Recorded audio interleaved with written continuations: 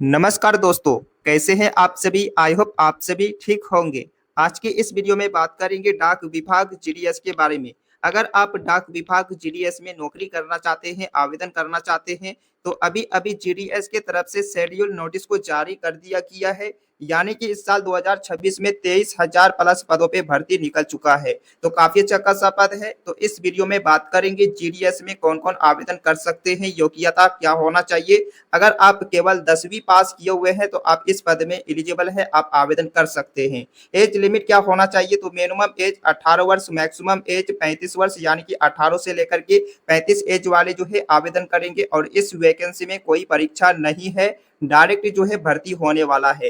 Application fees जो है मात्र 100 रुपया फीस लगने वाला है। तो इस वैकेंसी में सैलरी जो देखने को मिलेंगे 30,000 पर मंथ सैलरी देखने को मिलेंगे। और ये जॉब जो है सभी राज्यों के लिए है, महिला पुरुष दोनों जो है आवेदन करेंगे। और इसका लास्ट डेट जो रहने वाला है 25 अगस्त 2026 तक जो है आवेदन चलने वाला है। तो सिलेक्शन प्रोसेस क्या रहने वाला है, कौन कौन से दस्तावेज एलिजिबल रहने वाला है। अगर आप इस साल 2026 में डाक विभाग जीडीएस में नौकरी करना चाहते हैं तो इस वीडियो को शुरू से लेकर के अंत तक जरूर देख लीजिएगा, क्योंकि इस वीडियो में स्टेप बाय स्टेप जानकारी देखने को मिलेंगे। तो इस वीडियो में हम आपको शेड्यूल नोटिस को भी दिखा देंगे, तो आप लोग पूरा का पूरा वीडियो को जरूर देख लीजिएगा। तो दोस्तों आप देख सकते हैं इंडिया पोस्ट जीडीएस रिक्रूटमेंट 2026, यानी कि साल 2026 में इंडिया पोस्ट जीडीएस की तरफ से शेड्यूल नोटिस को जारी कर दिया गया है। और ये वैकेंसी जो है डाक विभाग जीडीएस का वैकेंसी है। ऑर्गेनाइजेशन यानी कि department of post India post के तरफ से नोटिस को जारी किया गया है। तो इस वीडियो में हम आपको शेड्यूल नोटिस भी दिखाने वाले हैं। और ये जॉब टाइप से जो है तो ये गवर्नमेंट जॉब है, यानी कि सरकारी जॉब है। तो इस वैकेंसी में कौन कौन से पद है? तो पद का नाम जो है बीपीएम का पद है। तो बीपीएम का फुल फॉर्म जो होता है ब्रांच पोस्ट मास्टर होता है।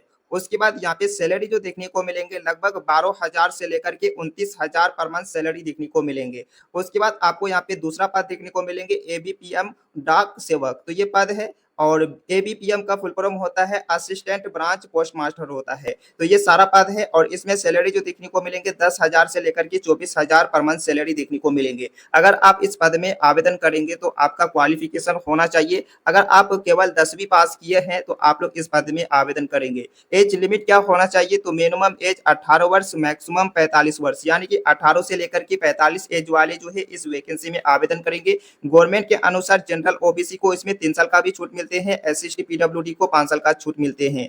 और यहाँ पे काउंटिंग जो होगा 1/1/2026 से काउंटिंग होगा। तो इस वैकेंसी में कुल पद जो है 23,000 प्लस पद है। तो काफी अच्छा खासा पद निकल करके आ चुका है। और शेड्यूल शॉर्ट नोटिस को आउट किया गया है, 24 जुलाई 2026 को जो है आउट कर दिया गया है। तो अभी नोटिफिकेशन को जारी नहीं किया गया है। तो नोटिफिकेशन कब जारी होगा? तो नोटिफिकेशन जो जारी होगा जुलाई के लास्ट महीने में नोटिफिकेशन को जारी करेंगे, यानी कि 28 जुलाई से लेकर के 31 जुलाई के बीच में आपको नोटिफिकेशन को देखने को मिलेंगे। और स्टार्टिंग डेट जो देखने को मिलेंगे 1 अगस्त से लेकर के 10 अगस्त तक जो है स्टार्टिंग डेट देखने को मिलेंगे। और इसका लास्ट डेट जो रहेगा 25 अगस्त से लेकर के 30 अगस्त तक जो है आपको लास्ट डेट देखने को मिलेंगे। तो यहाँ पे नोटिफिकेशन जारी होने का पूरी यानी कि अच्छी तरह से संभावना है। और इसका अप्लाई मोड जो है ऑनलाइन है, आपको ऑनलाइन अप्लाई करना होगा। तो आपको हम शेड्यूल शॉर्ट नोटिस को दिखा देंगे, तो आप लोग पूरा का पूरा वीडियो को देख लीजिएगा। How can apply? तो ये जॉब का लोकेशन ऑल इंडिया है, मेल के साथ फीमेल भी आवेदन करेंगे। तो जो जो मेन मेन इंपॉर्टेंट है वो आपको हम जानकारी देंगे, एडवांस में जानकारी देंगे, ताकि जो कोई भी आवेदन करना चाहते हैं ताकि आपको सही से जानकारी मिल सके।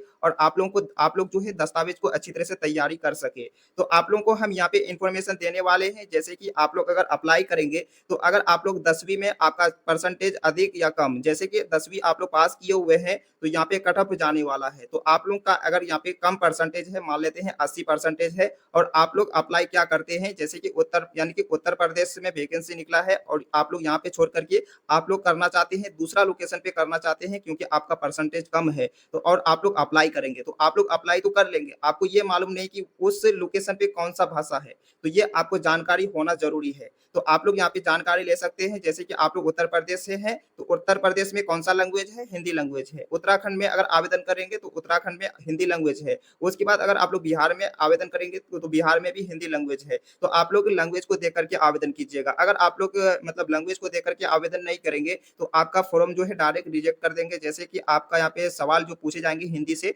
तो हिंदी सवाल पूछते समय आपका फॉर्म को डायरेक्ट रिजेक्ट कर देंगे। तो इसलिए आप लोग जो है यहाँ पे लैंग्वेज भी अच्छी अच्छी तरह से देख लीजिएगा, चेक कर लीजिएगा। और यहाँ पे पद भी देखने को मिलेंगे, जैसे कि यहाँ पे पंजाब में कुल कितना पद है, जैसे कि यहाँ पे आसाम आपको देखने को मिलेंगे, तेलंगाना देखने को मिलेंगे, गुजरात देखने को मिलेंगे। तो यहाँ पे कुल कितना पद है, तो 1782 पद है। आसाम में कितना है, 639 पद है। उसके बाद तेलंगाना कितना है, 600 पद है। उसके बाद यहाँ पे यानी कि तमिलनाडु में कितना है, 209 पद है। तो बहुत सारे स्टूडेंट क्या करते हैं कि जैसे कि मतलब कहीं पर मतलब बहुत सारा मतलब पद है और वहाँ पे कट ऑफ की वजह से डर के मारे वो लोग जो है यहाँ पे आवेदन कर देते हैं, यानी कि तमिलनाडु में आवेदन कर देंगे। उसके बाद उसको मालूम है ये नहीं कि यहाँ पे इसका लैंग्वेज कौन सा है, भाषा क्या है। तो आप लोग अगर आवेदन कर देंगे तो आपका यहाँ पे क्या होगा कि आपका फॉर्म को डायरेक्ट रिजेक्ट कर देंगे, क्योंकि आपको नॉलेज है या नहीं वहाँ पे, जैसे कि तमिल तमिल का आपको लैंग्वेज, आपको भाषा आता ही नहीं। उसके बाद आपका फॉर्म को तुरंत जो है यानी कि हटा देंगे, रिजेक्ट कर देंगे। इसलिए आप लोग आवेदन करेंगे तो सोच समझ करके आवेदन कीजिएगा। बाकी इसमें आवेदन फीस जो है मात्र 100 रुपया है। किसके लिए, जो जनरल ओबीसी कैंडिडेट से आते हैं तो इसमें 100 रुपया फीस लगेगा, और फीमेल कैंडिडेट और SC ST PWD कैंडिडेट से आते हैं तो उसको यहाँ पे फीस नहीं लगने वाला है। और यहाँ पे पेमेंट मोड जो रहेगा ऑनलाइन रहेगा। जैसे आप लोग ऑनलाइन अप्लाई करेंगे तो आपको पे भी ऑनलाइन करना होगा, और इसमें सुविधा रहेगा net banking, credit card, UPI net banking रहने वाला है। और सिलेक्शन प्रोसेस जो रहने वाला है, तो सिलेक्शन प्रोसेस जो है यहाँ पे कोई एग्जाम नहीं है। एग्जाम अगर नहीं होगा तो सिलेक्शन कैसे होगा, ये आप लोगों के मन में सवाल होगा, क्योंकि जो नया स्टूडेंट है उसको मालूम नहीं है, जो पुराना स्टूडेंट है तो उसको मालूम होगा ही होगा। तो जैसे कि यहाँ पे बताया गया कि अगर आप लोग 10वीं पास किए हुए हैं तो 10वीं का अंक को जोड़ के उसके बाद फाइनल मेरिट लिस्ट जारी करेंगे। तो यहाँ पे कट ऑफ जो है हाई लेवल का जाता है। आप लोग को मालूम है जैसे कि 10वीं में आपका अगर परसेंटेज लगभग 90 प्लस आपका है तभी जो है आप लोगों का सिलेक्शन हो पाएगा। और जो SC ST कैंडिडेट से हैं उसका 80% है तो आवेदन कर पाएंगे और उसका सिलेक्शन हो जाएगा, यानी कि सिलेक्शन होने का संभावना रहेगा।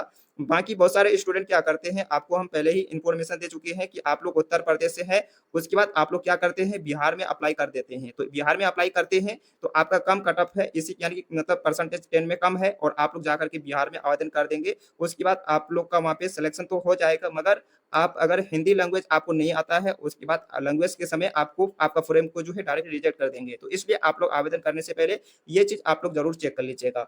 जैसे मतलब यहाँ पे बताया गया कि इसमें डॉक्यूमेंट्स वेरिफिकेशन भी होगा, उसके बाद मेडिकल टेस्ट भी होगा, यानी कि आपका फिटनेस पूरा शरीर को का चेक करेंगे, चेकअप करेंगे। तो ये रहने वाला है। तो अगर आप लोग इस पद में आवेदन करते हैं तो डॉक्यूमेंट्स वेरिफिकेशन के लिए भी दस्तावेज होना चाहिए। अगर दस्तावेज में थोड़ा सा भी कहीं पर डिफरेंट हो जाएगा तो डायरेक्ट फॉर्म को रिजेक्ट कर देंगे। तो आपको हम यहाँ पे पूरा यानी कि कन्फर्म डॉक्यूमेंट्स के बारे में नहीं बता रहे हैं, जो जो मतलब पिछले साल में मतलब यूज हुआ था वही डॉक्यूमेंट्स के बारे में इंफॉर्मेशन देंगे, क्योंकि अभी नोटिफिकेशन को जारी नहीं किया तो इसलिए नोटिफिकेशन में क्या कुछ चेंज रहने वाला है। नोटिफिकेशन निकल के आएगा तभी जो है आप लोगों को मतलब सही इन्फॉर्मेशन मिलेंगे। तो नोटिफिकेशन जारी होने का संभावना जुलाई महीने में 28 जुलाई, 29 जुलाई, 30 जुलाई, 31 जुलाई तक जो है आपको नोटिफिकेशन को देखने को मिलेंगे। तो अगर आप लोग सही जानकारी लेना चाहते हैं तो आप लोग अगर चैनल को सब्सक्राइब नहीं किए तो चैनल को सब्सक्राइब कर लीजिए, बेल आइकन घंटी को दबा लीजिए, क्योंकि इस चैनल पर रोजाना जॉब से रिलेटेड वीडियो अपलोड भी होता है और ये जानकारी आपको तुरंत मिल जाएगा। तो यहाँ पे दस्तावेज जो रहने वाला है 10वीं का यानी कि मूल्य मार्कशीट बोला जाता है, 10वीं का मूल मार्कशीट, उसके बाद 10वीं का प्रमाण यानी कि पास पास किए हुए तो उसका प्रमाण पत्र होता है, तो ये डॉक्यूमेंट्स होना चाहिए। उसके बाद आपके पास Aadhaar card, voter ID, driving licence, अगर ये डॉक्यूमेंट्स यानी कि तीनों में से और एक और भी है जैसे कि पैन कार्ड है, तो ये डॉक्यूमेंट्स चारों में से आपके पास एक डॉक्यूमेंट्स होना चाहिए जो 10 का मार्कशीट में नाम है। उसके बाद जाति प्रमाण पत्र, आप किस जाति से हैं, अगर आप लोग इस जाति से हैं तो आपके पास ये प्रूफ होना चाहिए। उसके बाद होना चाहिए 2-4 पासपोर्ट साइज फोटो भी होना चाहिए।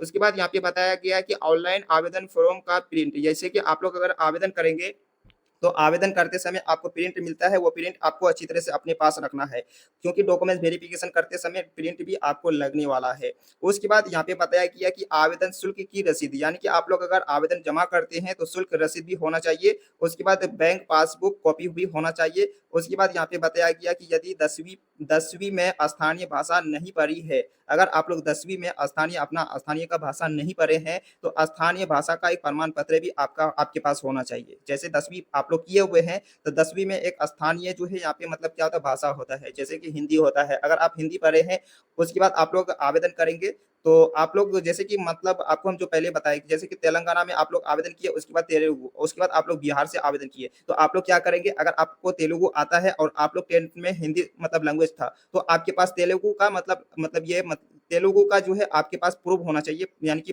पत्र होना चाहिए, सर्टिफिकेट होना चाहिए। तो वही 10 यानी कि पत्र के बारे में बताया गया है।